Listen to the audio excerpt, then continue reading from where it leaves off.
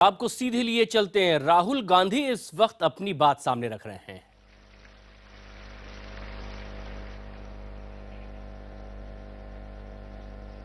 रेड्डी जी, आपने कहा कि मैं आपके सब सवालों का जवाब नहीं दे सकता हूं। शुरुआत में मैं कहना चाहता हूं कि मेरे भाषण के बाद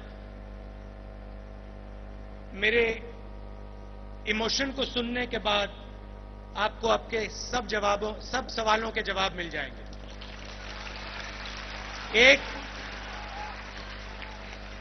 जब कोई दिल की बात करता है तो हर एक सवाल का जवाब देने की जरूरत नहीं होती है, लोगों को बात समझ आ जाती है। आजकल खबर एक दिन की होती है। फेसबुक और ट्विटर के दिन हैं, सेल्फी के दिन हैं। लोग बेचैन हैं। हम ऐसे समय में रह रहे हैं जब शब्दों के इस्तेमाल लोगों की कल्पना बताने के लिए किया जाता है, मगर उन शब्दों के पीछे क्या भाव है उसकी चर्चा नहीं की जाती। कुछ दिन बाद नए शब्द बोले जाते हैं और देश का ध्यान एक शब्द से दूसरे शब्द पर चला जाता है। मगर अगर एक नागरिक अपने आप से पूछे क्या हुआ, तो एक सन्नाटा सा छा जाता है। शब्द खोखले से लगने लगते हैं। अच्छे दिन से शुरुआत हुई, उसके बाद स्वच्छ भारत चालू हुआ, फिर थोड़े दिन बाद स्मार्ट सिटीज की बात हुई, फिर मेक इन इंडिया, फिर डिजिटल इंडिया, और अब जाकर हम एक्सेसिबल इंडिया तक पहुंच गए।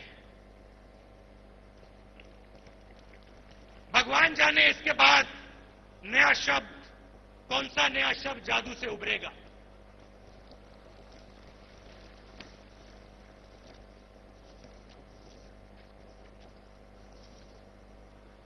शब्द बहुत मजेदार होते हैं। ये जितना बताते हैं उतना छुपाते भी हैं। ग्रोथ शब्द अक्सर सुनाई देता है, प्रगति शब्द सुनने में मिलता है, विकास, डेवलपमेंट, इन सब का बहुत प्रयोग होता है। हम अक्सर इन शब्दों को हकीकत मान लेते हैं, मगर ग्रोथ, प्रोग्रेस, इन शब्दों के पीछे क्या छुपा हुआ है, ये सच्चे सवाल है। ग्रोथ किसके लिए, प्रगति किसकी, विकास किसका, डेवलपमेंट किसका, ये सच्चे सवाल है। ग्रोथ का फायदा किसे मिल रहा है? क्या केवल 20-25 अरबपति बन रहे हैं? क्या कुछ गिने चुने लोग अपने प्राइवेट हवाई जहाज में उड़ रहे हैं और मजदूर बस का टिकट भी नहीं खरीद पा रहा है? क्या आम नागरिक को आत्मसम्मान मिल रहा है? क्या हमारे मजदूर झुग्गी में रहकर गंदा पानी पी रहे हैं, या उनके बच्चों को स्कूल जाने का अवसर मिल रहा है?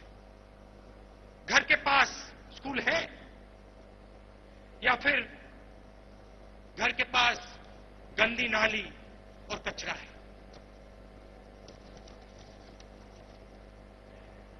क्या चोट लगने पर हमारे मजदूरों का इलाज हो जाता है, या फिर बिना दवाई को उनको मरने के लिए छोड़ दिया जाता है? ये सब सवाल जीडीपी, ग्रोथ, विकास, इन शब्दों के पीछे छुपे रहते हैं। सही बात है ना?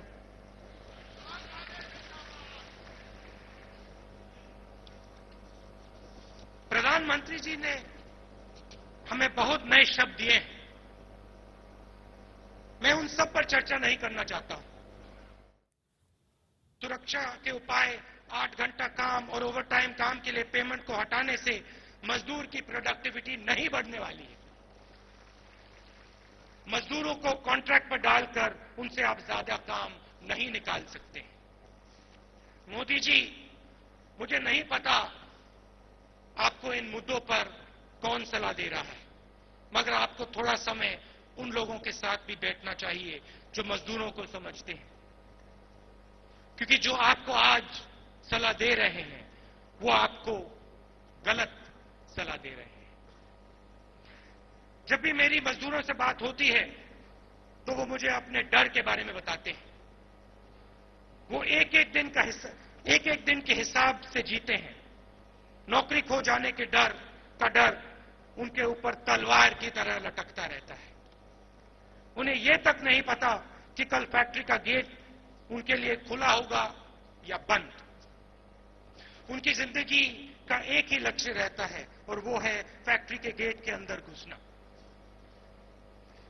इसको पाने के लिए वो अपने आत्मसम्मान और कॉन्स्टिट्यूशन राइट्स के साथ भी कॉम्प्रोमाइज करते हैं। जो मजदूर अपने खून पसीने से मेहनत कर रहा है उसे डर के साथ जीने की मजबूरी नहीं होनी चाहिए। जब हम मजदूर को ज्यादा शक्ति देते हैं और उसको हिस्सेदार समझते हैं तो वो बेहतर काम कर पाता है। नौकरी जाने के सवाल न केवल मजदूरों के मन में डर पैदा करता है, पर इसका उद्योग पर भी बहुत बुरा प्रभाव होता है। मजदूरों के शोषण के बदले उनके सम्मान में ही उद्योग का भला है। मुझे अपने देश पर पूरा विश्वास है। मैं इस देश के अमीर, मिडिल क्लास और गरीब लोगों पर विश्वास करता हूं। अमीर लोगों के पास धन दौलत होती है और वो अपना ख्याल आसानी से रख सकते हैं, पर गरीब लोगों के लिए एक मिनिमम सिक्योरिटी नेट की जरूरत है।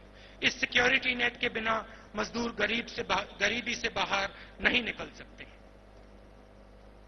जब कांग्रेस सत्ता में थी तो हमने करोड़ों लोगों को मनरेगा दिया, करोड़ों लोगों को हमने गरीबी से निकाला। किसान हमारे पास आए, उन्होंने कर्जे की बात की और मनमोहन सिंह जी यहां बैठे हैं, 70,000 करोड़ रुपए उन्होंने किसानों की कर्जा माफ किया।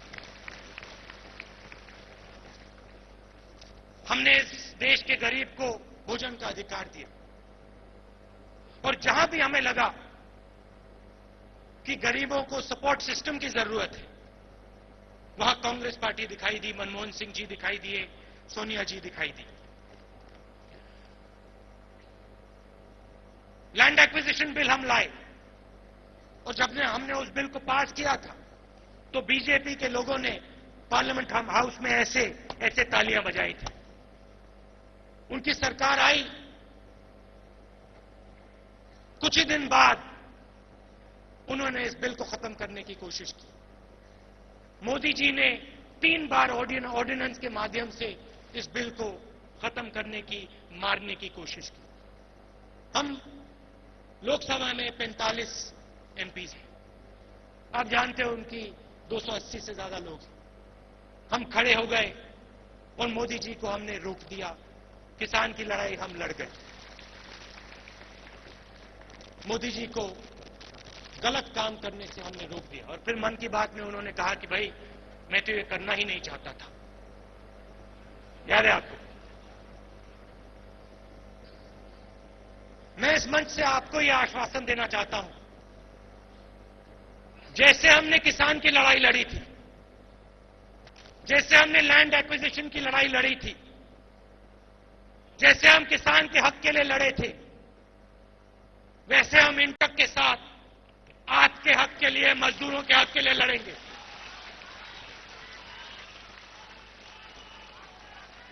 और हम 1 इंच पीछे नहीं हटने वाले हैं, आप सुन लीजिए। और इससे रेड्डी जी आपके सब सवालों का जवाब मिल जाना चाहिए। हम मजदूरों के साथ खड़े हैं और जहां भी हमारी जरूरत होगी, कांग्रेस पार्टी की जरूरत होगी, हम आपके साथ खड़े रहेंगे।